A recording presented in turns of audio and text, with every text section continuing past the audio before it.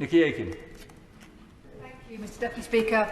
I certainly welcome my Honourable Friends' strategy for 10 years across to fight this evil that is the drugs industry in this country. I particularly welcome the emphasis on hopefully holding professional classes to account for their actions. You know, they may want to buy their fair trade coffee and go to the farmers market and buy their organic food, but maybe they should spend more time thinking about the cocaine they buy for their weekend parties, because that fuels county lines, and county lines is possibly the worst grooming, safeguarding concerns in this country for our young people. Does he agree with me that we must treat those involved in county lines, the drug barons involved in county lines, as predators who are using children and grooming children, and perhaps we should look at putting them on the sex offenders register and making sure that they are accountable for their crimes against children? Well, Mr Deputy Speaker, I welcome the comments of my honourable friend. Obviously, she represents one of the drug epicentres of the country, sadly, in central London. And she is quite right. Much of that drug abuse, that violence, that degradation is driven by casual, thoughtless use by people who don't regard themselves as addicted, but nevertheless are complicit in the violence.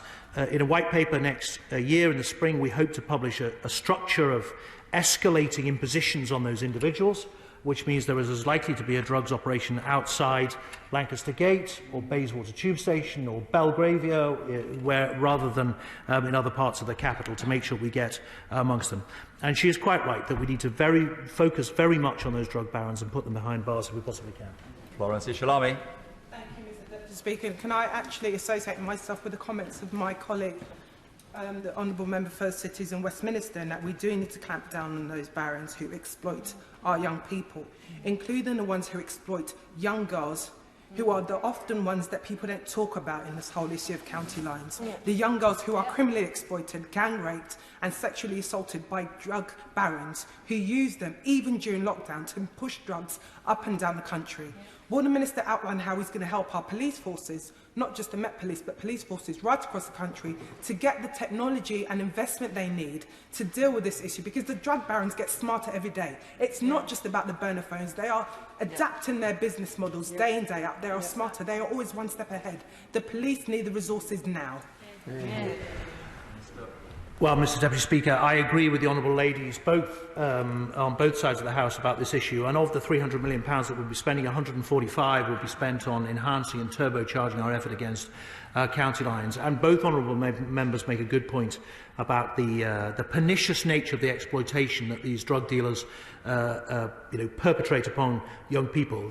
I hope both will be interested, Mr Deputy Speaker, to know that the police forces have brought successful prosecutions on the grounds of modern slavery, and it would be good to see a prosecution on the basis of child grooming, not least because we think it would be an enormous deterrent to a drug dealer to know that they were going to spend their time inside on the sex offenders' wing.